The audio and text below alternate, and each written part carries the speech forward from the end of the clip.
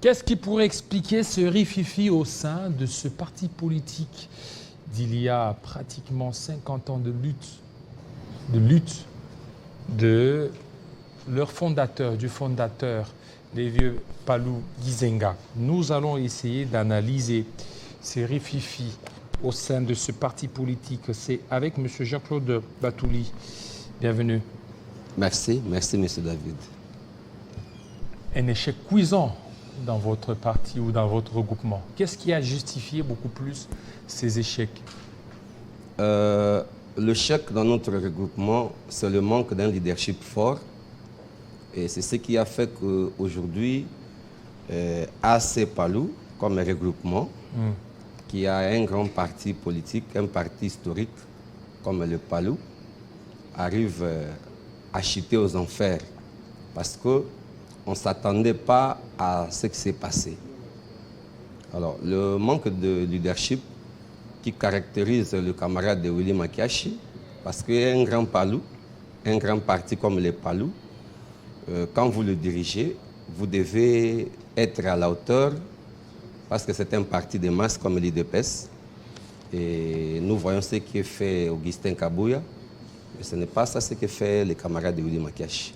Alors, ce vent d'inaction est allé jusqu'au sein de notre regroupement et nous a causé tout ce que vous avez vu jusqu'en ce jour. Donc il y a eu beaucoup d'inaction au sein du parti. Rien ne marche.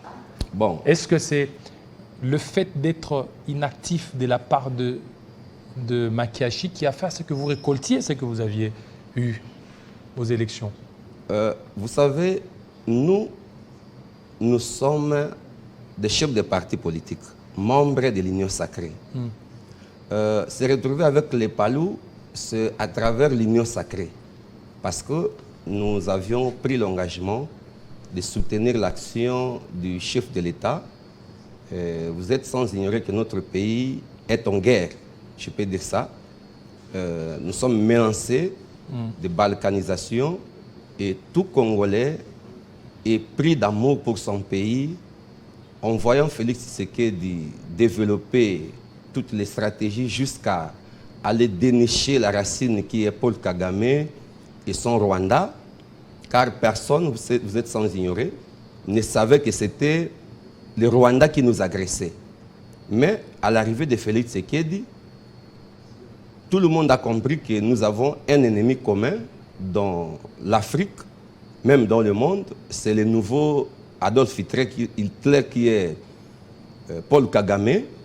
Et le chef de l'État a mis en danger toute sa vie parce qu'il est congolais, sa maman est ici, ses enfants, son épouse. Il a mis toute sa vie en danger en dénonçant Paul Kagame. Et tous les Congolais lui ont fait confiance. C'est pourquoi nous avons dit, nous allons aussi porter notre main forte et nous sommes allés nous allier à l'Union sacrée. Et c'est à travers cette Union sacrée que nous sommes aujourd'hui avec les Palous. Nous sommes avec les Palous pour soutenir les actions de Félix Antoine Tshisekedi Tshilombo. Quelle action? La réélection. Et sans la réélection, tout ce que Félix Tshisekedi pouvait faire pour rétablir la paix pouvait ne pas y arriver. Parce que vous savez que notre pays est démocratique et on ne peut pas prendre le pouvoir par les armes. Il faut passer par les élections. Et nous nous sommes engagés, quand nous avions signé la charte, de soutenir et de faire campagne du président de la République et chef de l'État. C'est ce que aussi Makiashi vous a aussi stimulé à faire, non? Non, Makiashi n'a jamais fait. Makiashi est celui qui n'a pas honoré. Parce que l'acte constitutif fait ici avec moi, vous allez voir que Makiashi n'a jamais organisé une réunion, même une réunion pour dire qu'écoutez, qu'est-ce que nous allons faire pour faire battre campagne du président de la République. Pas même un congrès. Je le dis, et c'était comme un coup d'épée dans l'eau. Il n'a rien fait. Et jusqu'à ce que, même dans son fief électoral, parce qu'il est de Gungu, le chef de l'État est allé là-bas. Mais vous savez que Makiashi a refusé d'aller recevoir Tshisekedi. Makiashi? Oui, je vous dis. Il n'a rien fait. Les images, je parle, moi j'ai des images. Moi je fais, dans mon parti politique, je fais un congrès où au Télé 50 était invité, Bosso dans la politique était là, beaucoup de chaînes, même la RTNC, pour investir le président Tshisekedi comme notre candidat unique. Oui, est-ce que Mathias était obligé d'aller recevoir le président Tshisekedi? Parce que c'était pendant la campagne. La campagne, lui aussi, il a de moments à consacrer surtout à sa base. Est-ce que c'était obligatoire qu'il reçoive le chef de l'État? Mais écoutez... Alors que dans votre fief, il n'y a pas que lui comme leader, il y en a plusieurs. Écoutez, la politique est un domaine de visibilité. Et dans l'Union sacrée,